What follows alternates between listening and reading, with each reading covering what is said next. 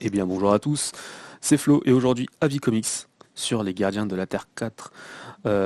C'est c'est sur la collection Archive et avant tout ce tome va être centré en fait sur le travail de Steve Ditko sur ses personnages, sur ces trois personnages, donc qui vont être le Captain Atom, Blue Beetle et la question qu'il a créée en plus, c'est lui qui l'a créé.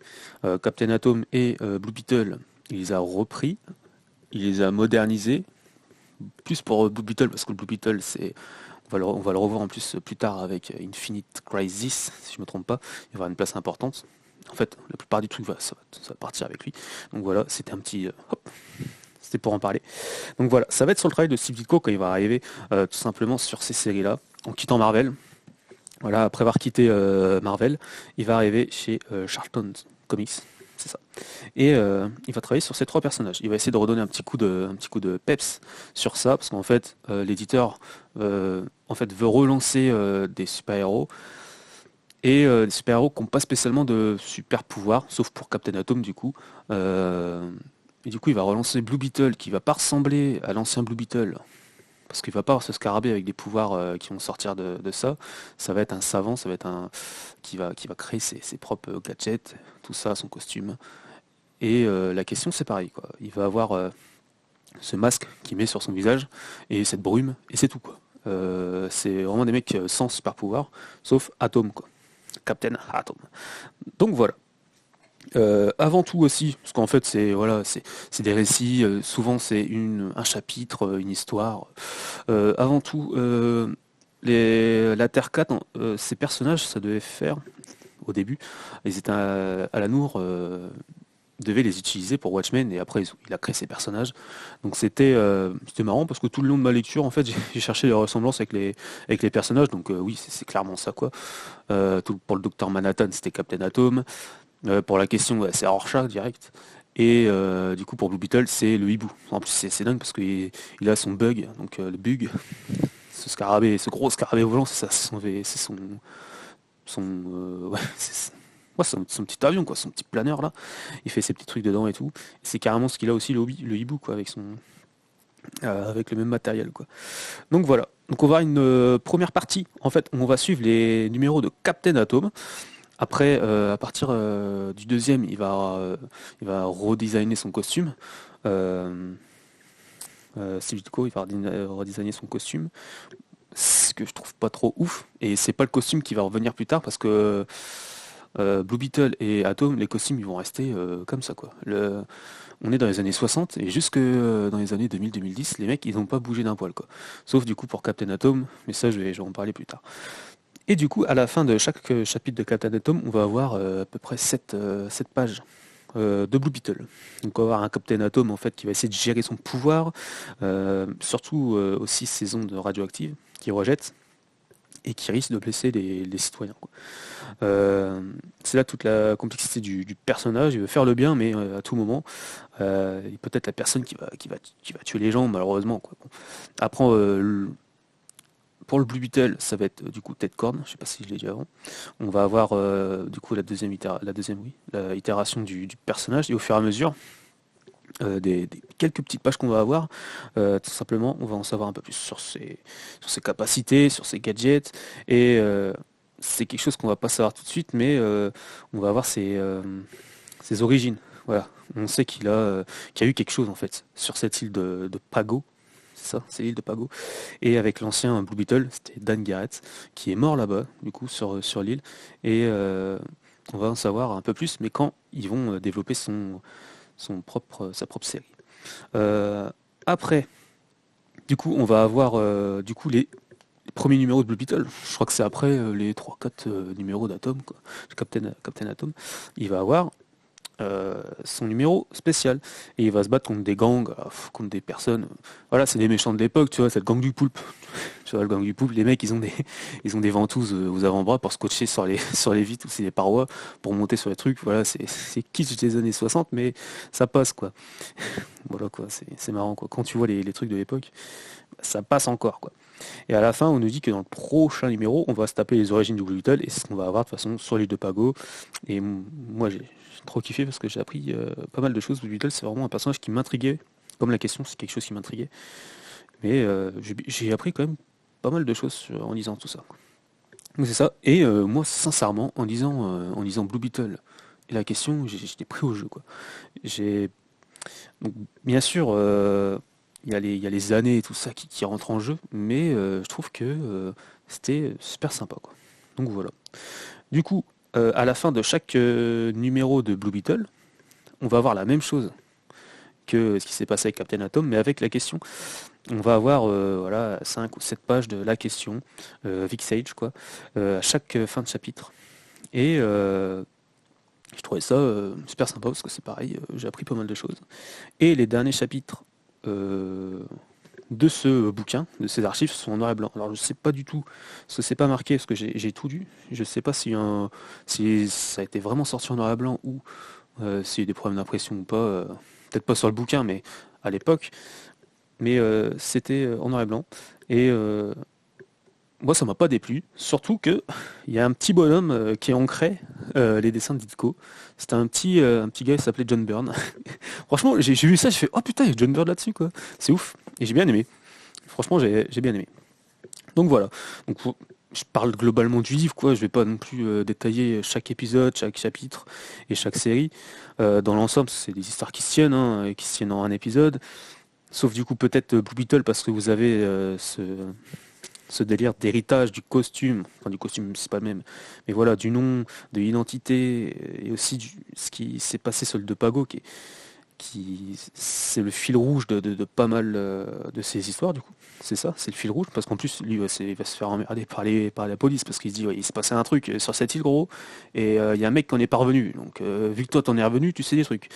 Donc il va être emmerdé comme ça tout le long de ces chapitres. Et ça, du coup, c'est le fil rouge pour Blue Beetle, pour Captain Atom. Bah, c'est un petit peu le récit, c'est un petit peu les histoires que j'ai moins aimé parce que c'est là, alors que dans Blue Beetle et la question, j'ai pas trop ce côté kitsch. Allez, dans Captain Atom, si j'ai un petit peu, c'est pas que j'ai rechigné en lisant, mais il y a un petit côté ouais kitsch, voire des fois nanar parce que je lisais des trucs, je me dis mais what? Voilà quoi, c'est tout. Et lui, oui, il n'y a pas vraiment de fil rouge quoi. C'est juste le fait que bon bah voilà, faut qu'il déglingue des gens et puis qui arrive à gérer sa puissance quoi. Parce en fait, le mec il est quasiment invincible, mais à chaque chapitre, ils vont faire en sorte qu'il a une baisse de régime et puis d'un seul coup, bim, ça revient et bam, il déglingue tout le monde. Et oui, on a aussi le personnage de je suis partout, de Night Shader, oh, je me rappelle plus, c'est la fille qui se balade dans les ombres, et ouais, c'est carrément, enfin là, ses pouvoirs et tout, enfin ses pouvoirs, juste littéralement, parce que le personnage du spectre soyeux, je sais même pas si elle fait ça, elle. Et j'ai fait quelques ressemblances par rapport au personnage, quoi. Donc voilà. Mais après, sur les trois trucs, oui, vous avez les relations ou le flirt avec chaque personnage à son flirt, quoi. Ils ont tous la fille qui est amoureuse du mec. Et c'est bien parce que les filles sont amoureuses de la personne, euh, mais pas du héros. C'est ça, je me suis dit merde, ils sont pas spécialement en kiff vers les héros, mais c'est plus sur la personne qui porte le costume. Et donc voilà, il y en a même une qui veut juste pas le déglinguer quoi, mais elle va être contre lui quoi. C'est Captain Atom, il y a une fille qui va être contre lui carrément, qui va tout faire pour essayer de le mettre à mal. Et ça faisait un petit peu un parallèle avec euh, J. Jonah Jameson, vous savez, dans Spider-Man, puis avec Spider-Man quoi.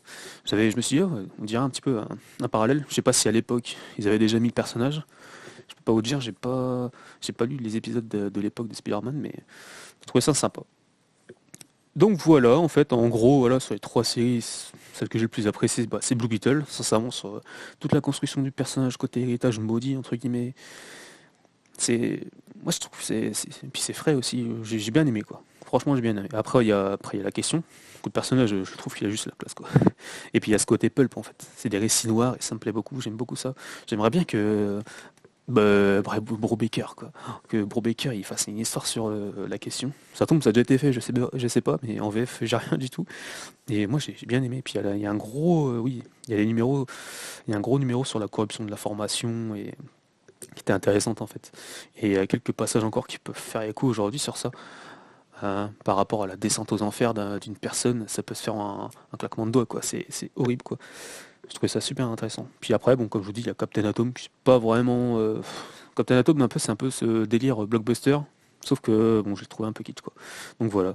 Alors que les deux autres séries, même avec l'âge, même avec l'âge, oui, et le poids des années, je pense que moi ça a fonctionné avec moi. Sincèrement, ça a bien fonctionné. J'ai pas senti que. C'est qu'en regardant la table des matières, je me dis putain, mais ça date des années 60. Ça date des années 60, fin 60, début 70. Ça tape, quoi. Ça tape encore, quoi. Donc voilà. Après le côté de la narration, oui. Narration, dialogue. Bon, il y a des chapitres, il y a des pavés de texte, les gars. J'ai jamais vu ça. Il y a quasiment les cases, il y a quasiment autant de cases que de dessin que de texte, quoi. Il y a des fois, je me dis, ouh, ça tape. Mais dans l'ensemble, c'est bon. Parce que c'est pas non plus des dessins. Enfin, des dessins, non. C'est pas non plus des descriptions de dessins ou des descriptions de ce que tu vois à la case, quoi. Un petit peu. Par exemple, l'X-Men de Claremont, je sais que. C'est parce que moi, je les lis.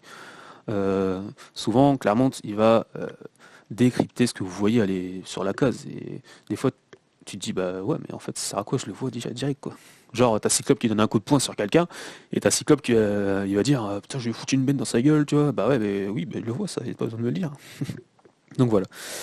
Et après, oui, voilà. Qu'est-ce que j'ai noté? Parce que j'ai noté quelques trucs pour pas l'oublier.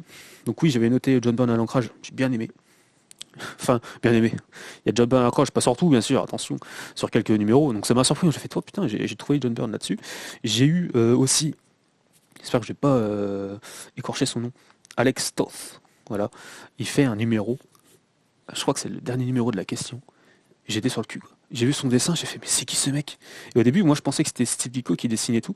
Et en fait, non, parce que le dernier, je crois que c'est Alex Toth qui dessine. Parce que c'est pas marqué. En fait, là, je l'ai, là. Je vois qu'il écrit une création de Steve Ditko, scénario Roger Stern, et puis dialogue. Il y a quelqu'un à dialogue. Et là, vous avez la grosse page d'introduction, il écrit Arts Alex Toth. Et là, je regarde les dessins, je me dis, mais what? C'est énorme. Au début, je me suis dit, mais est-ce que c'est Ditko qui avait dessiné ça comme ça? Et en fait, c'est en faisant des recherches, du coup, que je me rends compte que le mec était énormissime, malheureusement. Et j'ai vu qu'il était plus de notre monde aujourd'hui. Mais j'ai découvert un artiste, malheureusement et heureusement, parce que j'ai été surpris. Son dessin est tellement propre, tellement limpide, tellement beau. Je me suis dit, mince. Et j'ai regardé, et en VF, il y a quasiment rien. On a quasiment rien sur ce dessinateur. Et j'ai vu que John Paul Léon avait et c'était l'un de ses artistes préférés. Et carrément, quoi. En y repensant, je me suis dit, putain, mais c'est vrai que dans certains de son trait, certaines constructions de pages, c'est quasiment, pas quasiment pareil, mais on peut ressentir une inspiration. Et franchement, rien que pour ça, j'adore. Moi, j'adore voilà, prendre un bouquin et en ressentir en découvrant des artistes. Ça, c'est fort. Ça m'avait fait là, cette chose-là avec. Bon, j'ai pas trop aimé Joker Wars, j'avais pas trop aimé. Mais j'avais. Ouais, Joker Wars, c'était pas ça, quoi. Mais par contre, j'avais découvert. Ah mince, celui qui dessinait le Clone Hunter. Oh, je vais me faire défoncer. Il avait dessiné aussi quelques passages de Moon Knight de Jeff Lemire, si je me trompe pas. Et c'est surdétaillé et tout, et je kiffe. Il était trop bien. Dites-le moi en commentaire si vous avez retrouvé. Mais oh, ah, ça m'énerve quand je perds ça. Bon, c'est pas grave. Et du coup, oui, voilà. Qu'est-ce que j'ai noté d'autre? Oui, à partir de Blue Beetle 6, c'est juste ancré mais pas colorisé. Donc ça, je sais pas. Et je sais même pas pourquoi j'ai noté ça. Il y a une coquille sur la table des matières, en fait. Après, je suis pas le gars qui cherche des coquilles, mais là, en fait, c'est parce que je cherchais les pages et je me dis, comment ça, entre la page 361 et la page 386, tu me mets une page 279. Ils ont juste fait une petite coquille, ça aurait dû être 379, je pense. Mais voilà. Donc c'était sympa. C'était un petit pan d'histoire, hein, quand vous lisez ce genre de choses, c'est toujours bien, c'est avant que ces personnages arrivent tout simplement chez DC. Il n'y a pas de. Il n'y a pas d'histoire où ils sont genre tous les trois ensemble ou quoi. Il y a juste une histoire où il y a Vic Sage, donc la question, et du coup Blue Beetle, qui vont se croiser pendant un. Oui, c'est ça. Qui vont se croiser pendant une exposition. À part ça, c'est tout. Donc voilà. Donc moi, c'est un truc que j'ai franchement bien aimé. Je me suis pris au jeu pour certains trucs, comme je vous dis. Pour moi, je retiens Blue Beetle et la question. Après, Captain Atom, voilà, c'est quelque chose c'est pas trop ma cam, trop peut-être enfantin, mais c'est du divertissement. Faut se dire que c'est du divertissement, quoi. À l'époque, voilà, même encore aujourd'hui, hein, faut tout prendre pour du divertissement. Même si aujourd'hui, peut-être que l'écriture est un peu plus poussée, mais non, voilà quoi. J'ai pris vraiment du plaisir à lire Les Gardiens de la Terre 4. Puis en plus du Steve Ditko, voilà, c'est toujours sympa. Tu lis du Steve Ditko hors Spider-Man ou Doctor Strange, ça passe quoi. Donc voilà. Donc bah, je sais pas si vous avez des questions, mettez-moi ça en commentaire. Et si je dis des conneries, pareil, mettez-moi ça en commentaire. Puis j'essaie de vous mettre des petites photos aussi sur mon compte Instagram, comme ça. Je vous montrerai ça en images. Du coup, on se dit à la prochaine pour un prochain avis comics. Salut.